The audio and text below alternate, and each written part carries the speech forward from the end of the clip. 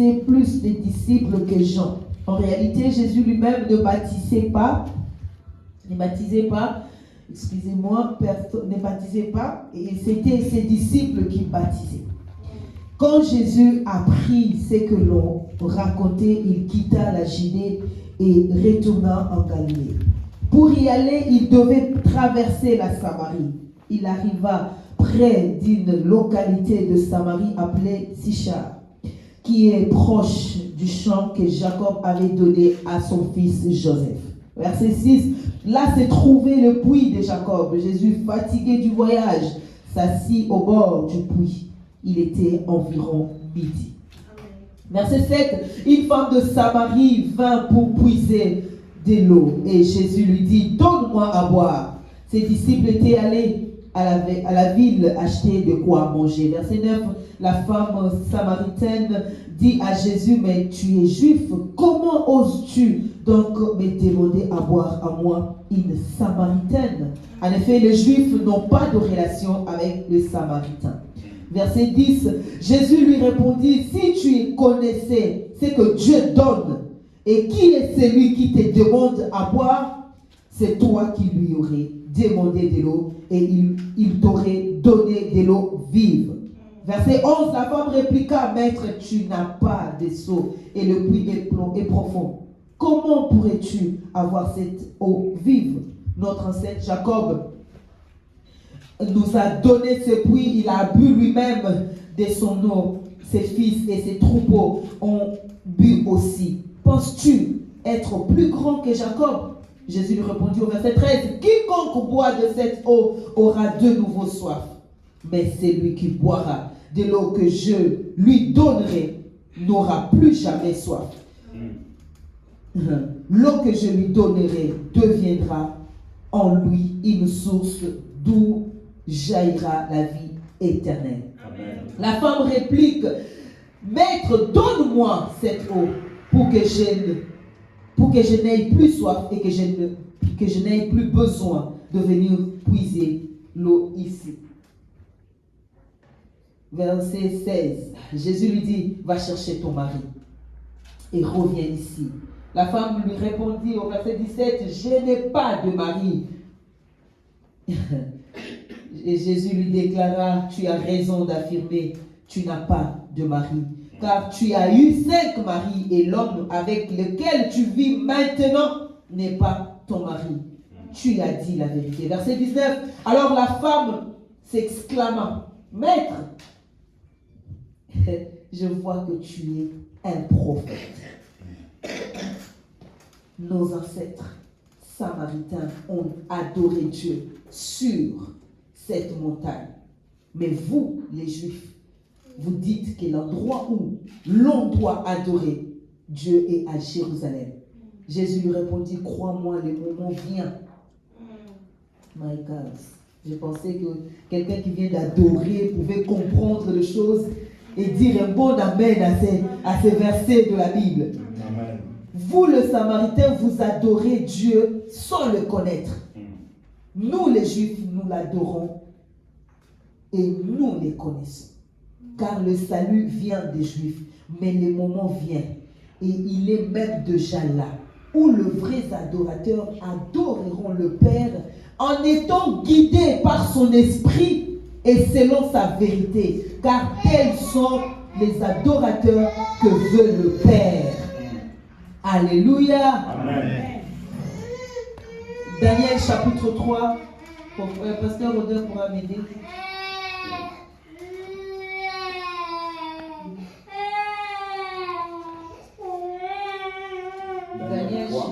Daniel chapitre 3, à partir du verset 10. La Bible dit,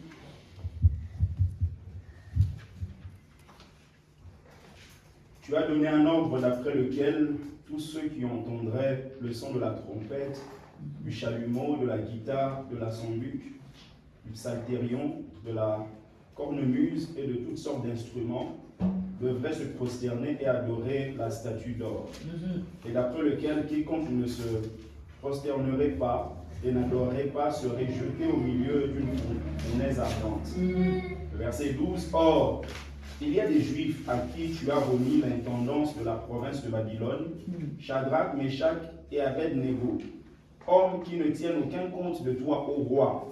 Ils ne servent pas tes dieux et ils n'adorent point la statue d'or que tu as élevée. Alors Nebuchadnezzar, irrité et furieux, donna l'ordre qu'on amena Shadrach, Meshach et Abed-Nego. Et ces hommes furent amenés devant le roi.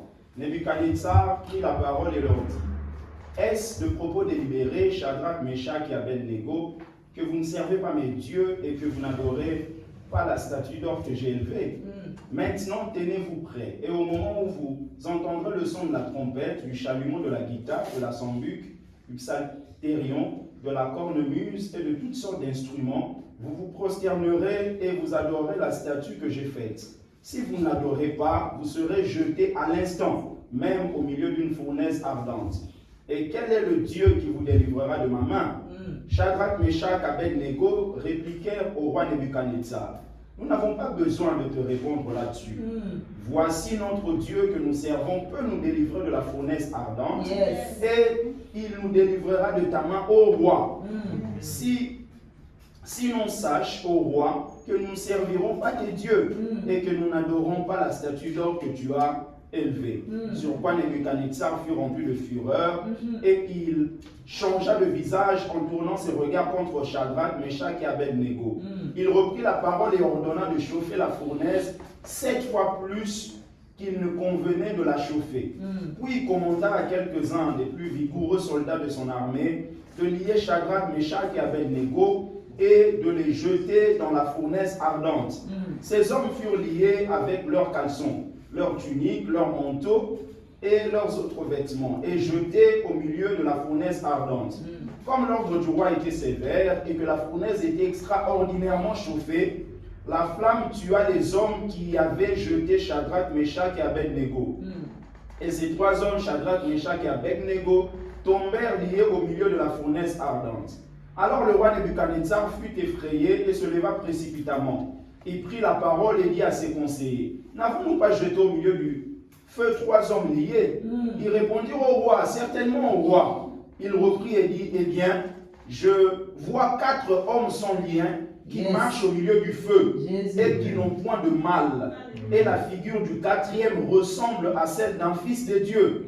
Ensuite, Nebuchadnezzar s'approcha de l'entrée de la fournaise ardente et prenant la parole, il dit: Shadrach, Meshach, Abed-Nego, serviteurs du Dieu suprême, sortez et venez. Et Shadrach, Meshach, Abed-Nego sortirent du milieu du feu. Parole du Seigneur. Amen. Est-ce que tu peux acclamer?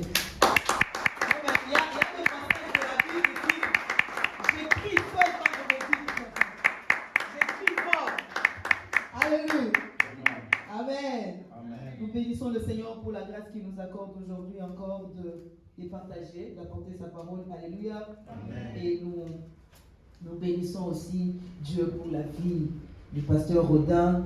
Est-ce qu'on peut acclamer le Seigneur pour sa vie? Nous apprécions la grâce de Dieu qui est pour nous. Et nous bénissons sa charmante épouse. Est-ce qu'on peut acclamer Jésus pour nous applaudir? Et merci à vous tous qui êtes là. Que Dieu vous bénisse abondamment. Amen. Amen. Bon, moi ce matin, j'ai une histoire à nous raconter. Alléluia. Amen. Et cette histoire va encore nous pousser à adorer le Seigneur. Amen. Cette histoire va nous amener dans sa présence. Je vais être très courte. J'espère vraiment que je vais être courte. Et que nous aurons le temps de nous plonger dans la prière. Nous venons de lire des histoires, mais de 2 qui parlent de l'adoration. La 3e, vous irez lire, quand je donnais des marques, je voulais parler de la femme qui brise son parfum et va oindre Jésus alors qu'il était dans la maison de Simon le lépreux. Vous irez lire. Cette histoire parle de l'adoration. Amen. Amen. Que ce soit l'histoire de Daniel, la femme samaritaine et l'histoire de la femme Marie, la sœur de Lazare, on parle de la même chose, on parle de l'adoration. Et ça sera notre thème aussi. Alléluia. Amen. Jésus, je sais pas, c'est ici que j'ai expliqué l'histoire de Samaritains et des Juifs. Ce sont tous le fils de Jacob. Amen. Ce sont tous le fils de Jacob. Tout a commencé lors du péché de Salomon. Après d'avoir introduit d'autres dieux, s'est prosterné devant d'autres dieux à cause de ses plusieurs femmes. La Bible dit Dieu avait promis finalement de séparer, de diviser le royaume. Il a laissé, comme il avait fait la promesse à David, que le sceptre ne quittera jamais Juda, il devait tenir à cette promesse. Alors, quand on parle de Juifs, on parle de 2 tribus seulement. Des 2 tribus seulement, parce que Dieu, après, il a dit, lorsque Salomon est mort, Dieu lui a promis que c'est après sa mort qu'il va diviser le royaume. Son fils, qu'on appelle Roboam, prend le pouvoir. Et lorsqu'il prend le pouvoir, comme c'était déjà la prophétie, la Bible dit il a promis au peuple de le punir plus que son père même. Et il y avait maintenant chef de l'armée de David qu'on appelait Jéroboam. Il était aussi même chef de l'armée de Salomon, si je ne me trompe pas. Voilà. Il dit, et maintenant il rencontre un prophète. C'est à lui maintenant que Dieu décide de donner 10 tribus. Alléluia. Amen. Dieu lui donne 10 tribus et les 2 restent parce qu'il y avait Juda, Ephraïm et autres qui sont restés selon la promesse que Dieu avait faite à David. Alors, ces 2-là se sont séparés comment? Jéroboam est parti avec les 10 tribus finalement. Il a fait ce qu'on appelle les hauts lieux. Il a bâti les hauts lieux. C'est ce que cette femme appelle la montagne.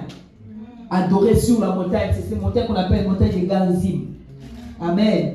La montagne de Garizim. Alors, il a bâti des hauts lieux et tout ça. Mais le problème, c'est qu'à Jérusalem, il y avait un temple que Salomon avait construit. Et que l'adoration devait se faire que là. Où que tu sois, lorsque tu pries, tu dois prier en direction de Jérusalem, en direction du temple. On voit l'histoire avec Daniel. Daniel faisait comme ça. Il regarde, il par la fenêtre en direction du temple. Alléluia. Parce que pour eux, Dieu est là-bas. Il est dans le temple. Alors, lorsqu'ils ont finalement fait les hauts lieux, il y a eu division. Ils ne pouvaient même plus s'entendre. Nous, on ne peut pas adorer Dieu sur la montagne. Et vous ne pouvez pas venir dans le temple. C'est-à-dire, on est séparés. C'est la réaction de la femme envers Jésus. Il dit, mais comment toi tu es juif? Donc même de l'eau, tu vois que il n'y avait même pas de rapport, il n'y avait plus de relation. Même de l'eau, la femme refuse de donner de l'eau parce que les Samaritaines et l'homme qui était devant lui était juif. Même de l'eau à boire. Donc, et Jésus, dans sa démarche, il aide la femme finalement à comprendre.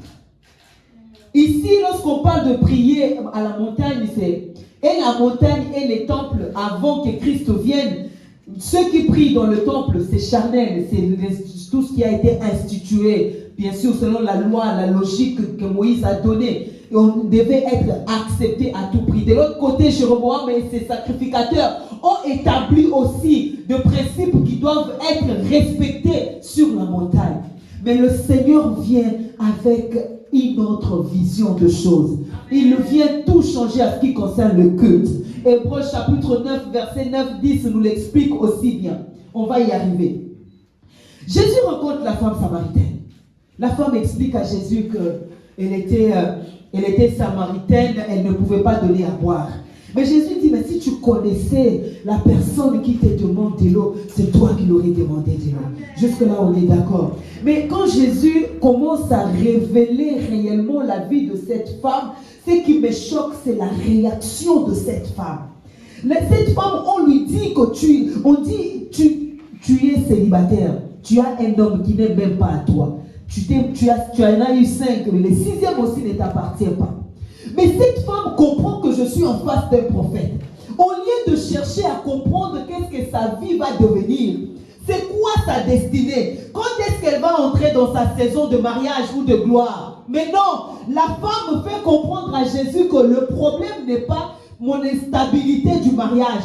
Le problème, c'est ce que je vais te dire maintenant. Mais vous dites que c'est à Jérusalem qu'il faut adorer. Et nous, ici, nos ancêtres ont dit que c'est sur la montagne qu'on va adorer. Voilà le véritable problème que j'ai. Le problème que j'ai, c'est que je ne peux pas être stable physiquement ou socialement si mon état spirituel n'est pas stable. Je n'ai pas un endroit où adorer. Comment veux-tu que j'aie un seul mari? Ce n'est pas normal. N'est-il pas écrit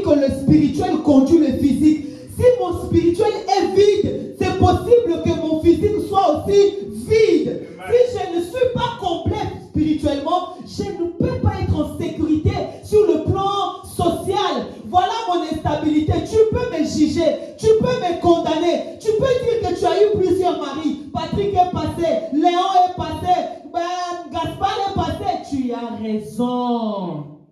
Mais mon problème, c'est que je n'ai pas où adorer. Tu me juges pour ce que je suis, mais tu ne connais pas ce que je vis. Ça prouve, la réaction de cette femme prouve qu'elle cherchait comment adorer. Donc cette confusion qui était dans sa tête quand on dit il faut aller à Jérusalem pour adorer. De l'autre côté on dit non, ne va pas à Jérusalem, va à la montagne. C'est-à-dire qu'elle pouvait se réveiller un bon matin et dire je suis fatiguée de la vie que je suis en train de mener. J'ai besoin d'aller prier, j'ai besoin d'aller adorer. Dès qu'elle sort de chez elle, elle rencontre un Samaritain. Tu vas où? Je vais aller prier où? À Jérusalem. Mais vraiment, tu es sérieux? Tu ne peux pas aller à Jérusalem prier. C'est sur la montagne qu'il faut prier. Mais si c'est sur la montagne qu'il faut prier, pourquoi ceux du Jérusalem ne viennent pas sur la montagne? Cette confusion était permanente dans sa tête. Mais le problème maintenant, c'est qu'elle n'avait pas la force et le courage de sortir de là. Le médiateur dans sa capacité de faire des choses, il rencontre cette femme au puits de Jacob. Et il fait comprendre à la femme que le Messie que Dieu est en train d'attendre, c'est moi. En d'autres termes, Jésus fait pressentir à cette femme que je suis l'envoyé dont vous êtes en train d'attendre. Parce que si tu continues avec le chapitre, la femme dit, bon, de toute façon, on attend que le Messie arrive. Lui, quand il viendra, il nous enseignera toutes choses. Et Jésus dit, je le suis, moi qui te parle. Donc, avant cela, Jésus fait pressentir à la femme que je suis l'envoyé de Dieu pour finalement te rendre consciente de ton véritable culte. La Bible dit, l'adoration maintenant, ça ne se fera ni en... Ce que j'aime avec la version français courant ou Semeur, c'est que la Bible ne dit pas en esprit. Là, on dit par l'esprit. Alléluia. Amen. Conduit par l'esprit, guidé par l'esprit. C'est-à-dire, un adorateur est conduit par l'esprit. Pour adorer en esprit, c'est l'esprit qui te conduit. Si tu ne marches pas selon l'esprit, tu ne peux pas être un adorateur. Amen. Je peux parler à quelqu'un. Amen. La Bible est claire là-dessus. L'adoration ne se fait pas. Nous allons adorer en esprit et en vérité. Nous allons adorer par l'esprit de Dieu et dans sa vérité. Et la vie d'un adorateur n'est pas cette vie normale que nous on voit. Et l'adorateur, c'est celui qui vit par l'esprit et qui se laisse conduire par l'esprit. Voilà pourquoi Paul pouvait dire, marchez selon l'esprit, vous n'accomplirez pas le désir de la chair. Parce qu'en réalité, la chair a des désirs contraires que ceux de l'esprit. Lorsque un adorateur vit, c'est-à-dire il vit en dépendant de Dieu qui est esprit. Tu ne peux pas dépendre d'un Dieu spirituel tout en étant charnel. Tu ne peux pas dépendre d'un Dieu spirituel tout en vivant dans la chair. Impossible. Voilà pourquoi il y a des gens, quand on dit venez, on va adorer le Seigneur, même il y a certains concerts, on nous dit c'est une journée d'adoration, mais on arrive là, on a des chansons du genre Seigneur, tu m'as abandonné. On nous dit venez, nous allons adorer. En fait, on dit adorer, pas lui demander quand est-ce qu'il va intervenir dans ma vie. On dit venez, on va rendre un culte à Dieu. On va célébrer le Seigneur. Mais on arrive là. Dis-lui bien-aimé. Dis-lui quoi? Dis-lui quoi? Quelqu'un qui organise un concert, en plus il fait payer les gens. Cette histoire d'adoration, on va payer pour adorer là. Hey Dieu, délivre-nous. On donne l'argent parce qu'on va aller adorer. On arrive là, tu nous mets des chansons, on dit Seigneur, on arrive là, tu nous mets des chansons où les gens pleurent. Les gens ne pleurent pas la présence de Dieu. Les gens ne pleurent pas la soif de Dieu. Ils pleurent leurs problèmes, ils pleurent leurs soucis, leurs difficultés. Mais c'est dans la présence de Dieu. On arrive là, dis-lui ce que tu traverses, dis-lui ce que tu souffres. Attends. Mais vous avez écrit sur la fiche que nous sommes venus adorer. Il y a un problème dans cette histoire d'adoration. C'est pourquoi le Seigneur dit, c'est pas l'esprit qu'on adore. C'est par l'esprit de Dieu qu'on adore. Le chrétien a un problème d'adorer. Le chrétien vient dans la présence de Dieu, il lui prend, il le fait asseoir sur le banc de Zaquisé pour lui rappeler ce qui est écrit pour leur bien. Pour rappeler à Dieu ce qu'il a dit. N'est-ce pas, tu as dit, je serai la tête et non la queue. Et alors? N'est-ce pas, tu as dit, je vais faire ceci, je serai grand. Et alors? L'adoration, il y a un problème sérieux à l'église. L'église est incapable d'adorer le Seigneur. On n'a pas suffisamment de mots. On n'a pas suffisamment de phrases. Mais lorsqu'il faut lui dire que nous avons des choses qu'il doit faire. Oh! J'ai vu des gens prendre des machettes. Oh, tout geste compte. J'ai vu des gens prendre des machettes, couplées.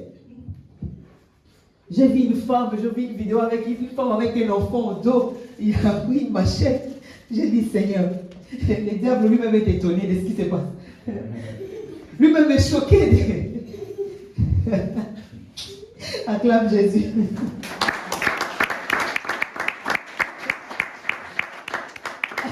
Le diable lui-même est choqué de la manière dont on les combat. Et elle transpire. Elle transpire avec l'enfant au dos. Il est en train de couper. Elle coupe. Je vis des armes. Non mais attends, c'est quoi ce truc?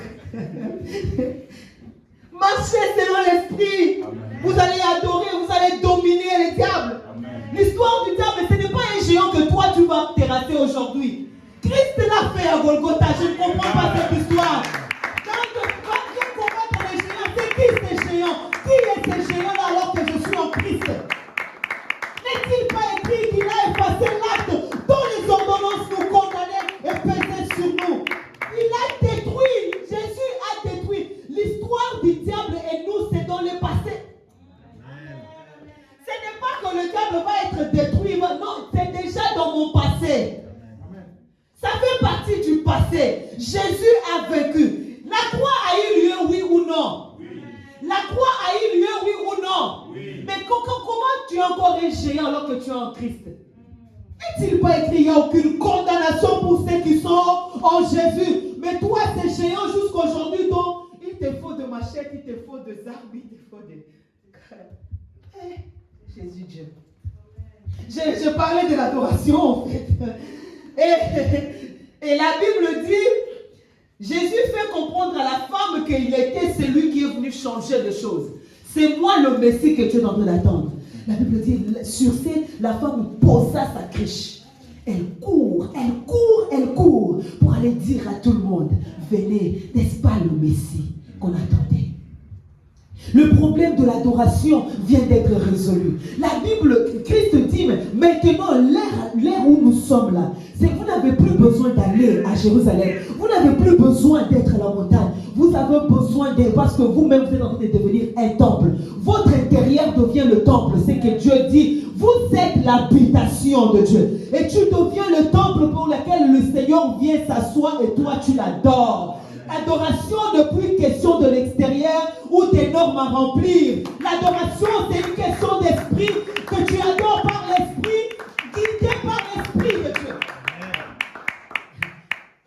Et la femme, elle court, elle raconte à tout le monde que nous avons maintenant un Messie. Venez voir.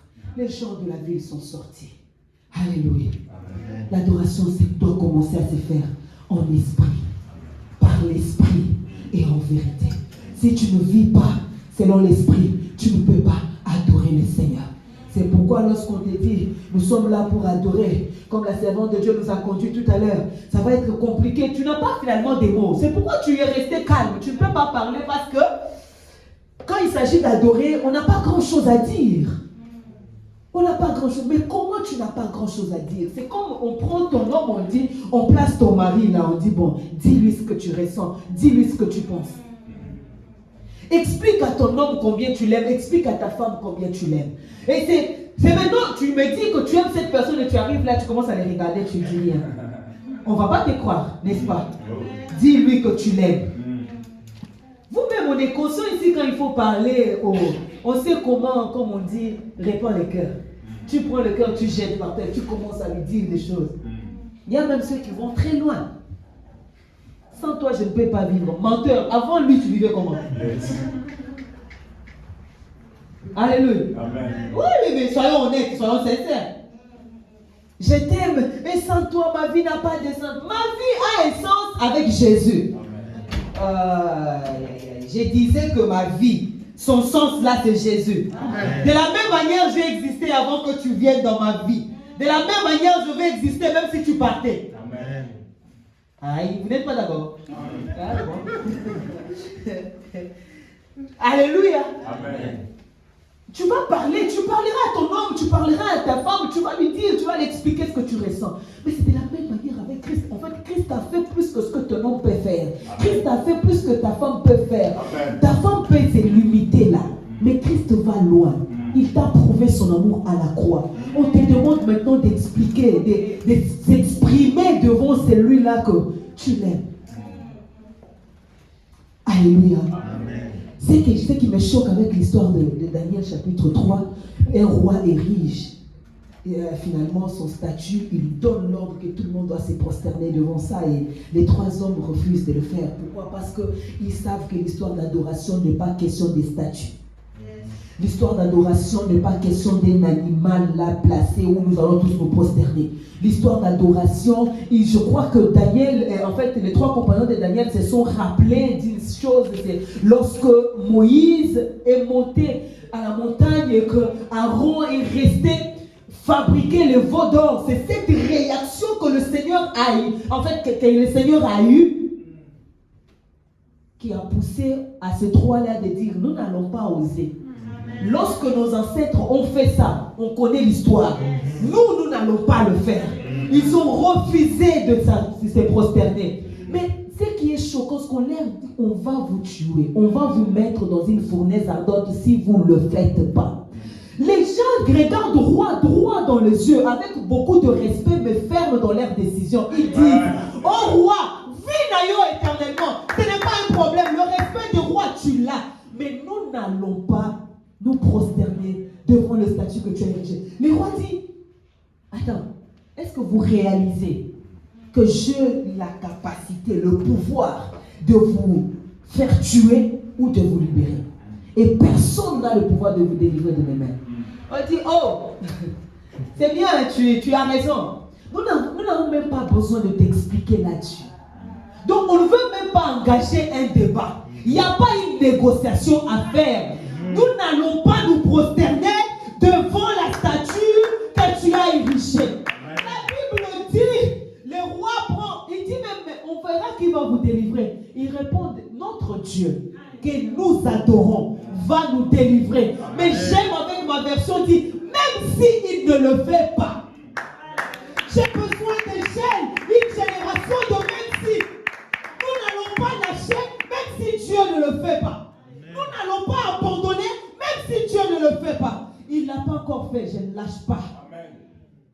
Pas une génération de ceux qui suivent Jésus pour ce qu'il va leur donner. Une génération de chrétiens qui viennent en Christ pour être élevés. Ils viennent en Christ pour être connus. Ils viennent en Christ pour devenir dominés dans le monde, impactés, influencés.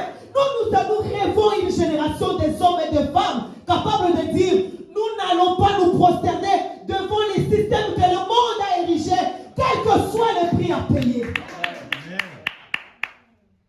Une génération de même s'il ne le fait pas, je ne veux pas me prosterner devant le système établi par le monde. Amen. Même si Christ ne le fait pas, il n'y aura pas de manière créée, fabriquée d'Ismaël pour s'en sortir. Même s'il ne le fait pas, nous n'allons pas fabriquer d'Ismaël.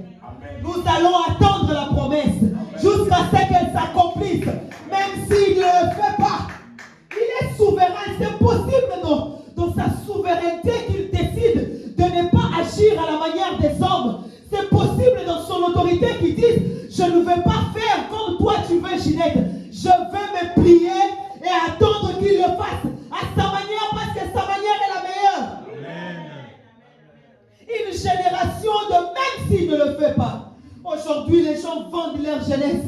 Les gens se prosternent devant n'importe quoi pour être élevés, pour être vus. Je refuse d'être dans la célébrité. je vais attendre, je vais dépendre jusqu'à ce que, même si il ne le fait pas, nous n'allons pas cesser de le servir. Même si il ne le fait pas, nous n'allons pas cesser de marcher avec lui. Même s'il ne le fait pas, je l'ai toujours dit, je le répète, la promesse la plus grande, la plus importante de ma vie, quand je dors, je me réveille, je me souviens, elle est permanente en moi, c'est que Christ viendra chercher l'église. La promesse la plus sûre que j'attends, je sais qu'il le fera. Chaque jour, je dis, le Seigneur viendra chercher l'église. Et c'est la meilleure promesse qui me fait lever le matin. Parce que les possibilités de voir ailleurs sont venues. Oh oui. Quelqu'un m'a regardé droit dans les yeux et dit, toi c'est fini. Hein. Tu n'as pas la chance. Toutes les opportunités, tu refuses. Tu ne sais pas que Dieu peut passer par ça aussi pour changer ta vie. Tu ne sais pas que Dieu est capable aussi. Qui t'a dit que moi, Dieu ne m'a pas envoyé? Ah bon? Dieu t'a envoyé. D'accord. Si Dieu peut t'envoyer en dehors, avec le principe hors sa Bible, va dire à Dieu que moi je dis, je refuse. Dieu n'est pas en dehors de sa parole. Dieu n'est pas en dehors de la loi que lui-même a établie. Ils ont dit, même si il ne le fait pas. Un adorateur est celui qui est capable de dire, même s'il ne le fait pas, je vais adorer. L'adoration, ce n'est pas une question des conditions, des événements. En fait, ce n'est pas périodique. Le chrétien d'aujourd'hui adore quand tout va bien. Le chrétien d'aujourd'hui, il est en paix, tout va bien. À chaque fois qu'on dit je vais en retraite, il ne va jamais en retraite pour adorer. Il va en retraite pour résoudre ce problème. Il va en retraite pour que Dieu puisse résoudre ses problèmes. Là, il entre, il a tout écrit. Encore, il a dit, prends les papiers, prends une feuille, écris tout ce que tu veux. Il écrit. Il y a une longue liste comme ça. Il arrive avec la liste, il se met, Seigneur, tu as dit. Seigneur, et à chaque point, il y a un verset biblique qui va avec. Chaque point a un verset biblique qui va avec. C'est-à-dire, Seigneur, tu dois le faire, tu dois le faire. Dieu n'est pas obligé de le faire. Amen. Dieu n'est pas obligé de le faire. Quel que soit le niveau de ta foi, quel que soit le niveau, Dieu ne dépend pas de ta foi. Amen. On oublie parfois la souveraineté de Dieu. Il est au-dessus. Amen. La volonté de Dieu domine ta foi. Et quand on a du mal à prier bien comme ça, à lui dire, je suis venu dire, t'es juste que je t'aime. Tu prends 7 jours. Tu vois, 2 jours là, tu le prends. Tu viens simplement, je suis venu te dire que j'apprécie la grâce que tu me fais. J'ai béni ton nom parce que tu m'as aimé. Je suis venu simplement te dire ça. Est-ce que c'est trop demandé? Adorer Dieu pour ce qu'il est, pour ce qu'il a déjà fait dans ta vie. Est-ce que c'est trop demandé? Cette histoire de Seigneur, tu m'avais promis, Seigneur, marie, tu vas faire. Tous ceux qui se marient ne prient pas. Les forts riches de ce monde ne sont pas chrétiens. Pourquoi les raisons de ta foi doivent devenir l'argent? Pourquoi les raisons de ta foi, c'est le travail, c'est ceci, il y a un nouveau vent parmi les jeunes serviteurs. Impacter le monde. Impacter le monde. Je vais impacter le monde. Seigneur, je veux donner des prophéties avec précision. Seigneur, je veux faire ceci. Ils ont maintenant des pratiques bizarres parce qu'ils veulent impacter le monde. Ils veulent influencer. Tu vas intimider qui? Intimider ceux qui ne lisent pas la Bible. Intimider les païens. Mais les chrétiens, le vrai chrétien, vous n'allez pas les intimider. Ces hommes ont dit non. Le roi a dit bon d'accord.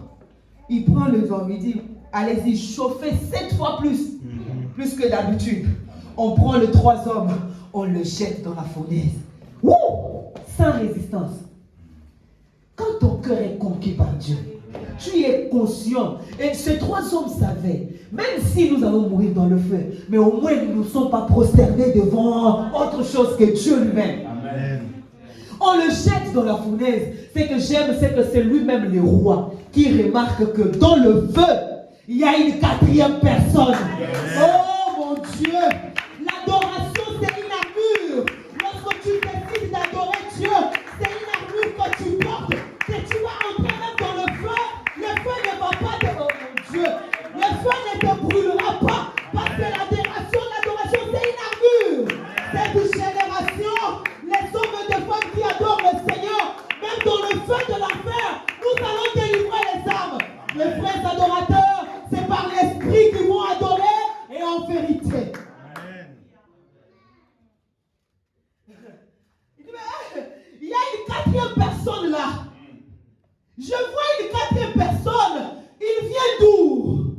Et il comprend, non, je vois l'image du Fils de Dieu. Il ne va pas t'abandonner si tu restes ferme. Il ne va pas te délaisser si tu refuses de te compromettre. Il ne va pas t'abandonner si tu dis je ne cesserai pas. Amen. Les hommes peuvent s'organiser pour te compliquer la vie. Voter des lois contre ta foi. Voter des lois contre tes convictions les plus profondes. Es-tu capable de regarder droit dans les yeux? Aujourd'hui, nous avons un évangile de... Non, nous devons vraiment nous aligner. Oh, j'ai besoin de l'église des apôtres. Autant des apôtres qui ont refusé tellement de se plier devant les lois qui se prenaient contre l'église. L'église d'aujourd'hui, on se plie devant toutes les lois, même si c'est dans notre désavantage. On se plie. On se plie. On se plie. Et j'ai mal. Ça blesse, ça fait tellement mal. On se plie devant tout. On se plie devant tout. Même les choses dont nous sommes conscients, la Bible est contre nous. Aujourd'hui, l'Église est devenue tellement compréhensive. L'Église est devenue tellement compréhensive dans le mal. Hein? Parce que lorsqu'il faut parler d'amour, de supporter les uns des autres, l'Église n'est pas dedans. Mais lorsqu'il faut maintenant accepter des lois, parce qu'on ne veut pas qu'on nous arrête, parce qu'on ne veut pas qu'on bloque l'église, qu'on ferme l'église, on ne veut pas qu'on vienne nous disperser ici, qu'est-ce qu'on va faire? On accepte. C'est qui décide. Ces gens ont dit, même si, je me rappelle quand l'année passée, quand il y a eu confinement de partout, je crois au mois de mars, avril, cette histoire de Covid, aux États-Unis, il y a une église, le pasteur a refusé de fermer. Alléluia. Il a refusé de fermer l'église. On lui dit, la maladie est là. Il a refusé chaque jour du culte, plus de 1500 réunis. Il a refusé le port de masque. Il arrive jusqu'à ce que le Covid est fini. Dans cette église-là, personne n'est mort du Covid. Alléluia. Personne. On l'a arrêté, il est parti. On l'a libéré, il est revenu. On lui sont encore venus l'arrêter. Il est parti. Il dit, je ne ferme pas. Il a dit ouvertement, je ne ferme pas. Il a dit, je ne ferme pas. Il n'a pas fermé aussi. Alléluia. Mais nous, aujourd'hui, l'église d'aujourd'hui. Non, mais envie d'être dans l'église de Pierre. L'église que Pierre et ses compagnons ont bâti. C'est ce qu'on appelle l'église primitive. J'ai besoin de cette église où Christ était au centre de tout. Où Christ était la raison pour laquelle nous sommes là. L'adoration va te protéger. La vie d'adoration. En fait, dès que tu choisis cette vie-là, Tu n'auras même pas besoin de chasser les démons. Tu n'auras pas besoin de briser, de bouillir les démons, de les griller, de faire du barbecue avec. Non, tu n'auras pas vraiment besoin. Tu auras simplement besoin. La Bible dit, lorsque vous élèverez le Fils, tu vois de quoi il est capable. C'est tout. À un moment donné, arrêtons de nous battre. On doit arrêter de se battre. Tu te bats beaucoup, mais bizarrement, c'est que les gens, je n'ai rien contre ces enseignements, mais aujourd'hui, vous venez, vous chassez. Après demain, vous revenez, vous chassez. Après le surlendemain, vous revenez, vous chassez. Alors, il y a un problème. Ou soit, celui que vous chassez est plus fort que vous. Mais si tu viens, toi, Jésus, tu m'as donné le pouvoir. Oui, il t'a donné le pouvoir, tu viens. Au nom de Jésus, sors. Et puis là, ils acclament, ok, Dieu a dit, si tu crois, cela te fera selon ta foi. D'accord. Il est parti? Vous êtes sûr qu'il est parti, non? C'est que c'est fini. Il n'y aura pas un autre programme de venir, on va venir chasser. Les Goliaths de David va tomber. Toi, tu n'es pas David, tu as quel Goliath? Comment tu es en Christ, tu as encore des Goliaths que tu dois faire tomber? À un moment donné, vous minimisez tellement l'œuvre de la croix au point de croire qu'il y a des efforts que l'homme peut fournir pour finalement obtenir le salut complet. À un moment donné, l'Église se comporte aujourd'hui, c'est comme si nous avons aussi des choses à faire pour être délivrés totalement. La délivrance, c'est l'histoire de Christ. Tout dépend de lui. C'est lui et lui seul. L'adoration est devenue un problème. On doit rechercher. J'ai été choquée un jour. J'étais avec ma soeur. On était encore au pays. On nous a invités dans une église. On dit, on doit aller prier. C'était un programme de femmes. On entre. Il y avait une soeur qui chantait merveilleusement bien. On arrive là, on commence à chanter une chanson. Ouf.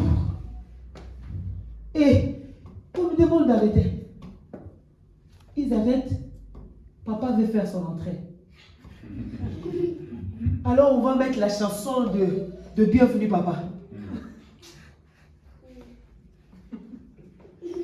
Ma soeur me regarde et dit, Yaya, pardonne-moi. J'ai dit non, ce n'est même pas encore le moment de commencer à demander pardon.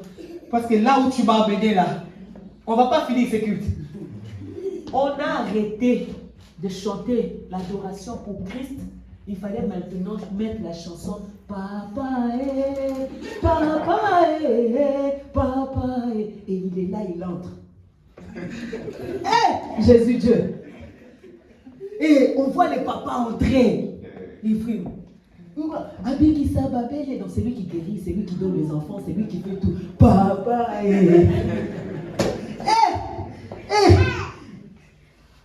Je suis directement assise. Et ma soeur elle rigolait, elle était consciente que ma réaction là, j'ai dit, mais bon, pardon, est-ce qu'on peut partir?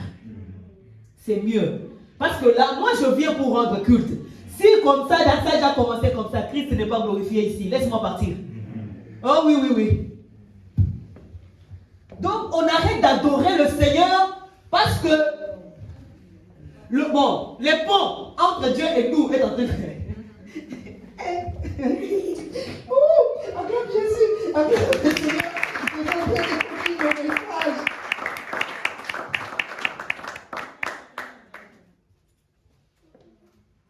C'est lui qui sait, qui est conscient que Christ l'a sauvé. Son adoration n'est pas conditionnée. Il n'y a aucune condition. Il n'y a rien que tu donnes parce que tu vas adorer que lorsque tout va bien. Adore le Seigneur en tout temps. Élève Jésus en tout temps. Aie cette vie d'intimité profonde avec le Seigneur. Adore-le même lorsque ça ne va pas. Même lorsque tu souffres, accepte d'adorer. Nous ne sommes pas venus en Christ parce que tout va bien. Nous ne sommes pas venus en Christ pour que tout aille mieux. Nous sommes venus en Christ pour être sauvés. C'est pourquoi il dit, ceux-là qui persévéreront jusqu'à la fin seront sauvés. Paye le prix encore. Accepte d'adorer même avec des larmes. Accepte d'adorer même lorsque le cœur est brisé. Donne à Christ la première place. Parce que l'adoration, c'est une armure qui va te protéger, qui va te sécuriser partout où les diables pourront t'amener. L'adoration t'apporte une lumière, fera que la présence de Dieu t'accompagne de partout. Parce qu'en réalité, ce n'est plus sur une montagne qu'il faut aller adorer, ce n'est plus dans les 4 murs qu'il faut aller adorer, c'est par l'Esprit de Dieu. Cela veut dire partout où tu te trouves. La Bible dit, vous êtes la lumière du monde. Un adorateur, même dans les lieux les plus ténébreux, est capable d'adorer. Même dans le milieu de la nuit, tu es capable d'adorer. Dans les lieux où personne ne te voit. Amen. Tu es devenu le tabernacle ambulant de Dieu. Partout où tu passes, tu portes sa présence. Je n'ai pas besoin de dire, aujourd'hui les chants n'ont pas bien chanté. Je n'ai pas bien adoré aujourd'hui. La musique, l'instrument. Et je les porte, c'est moi qui l'amène là où je pars. Placez-moi où vous voulez, je porte ce Dieu-là en moi. Je vous donnerai les résultats. Est-ce que tu peux te lever là où tu es?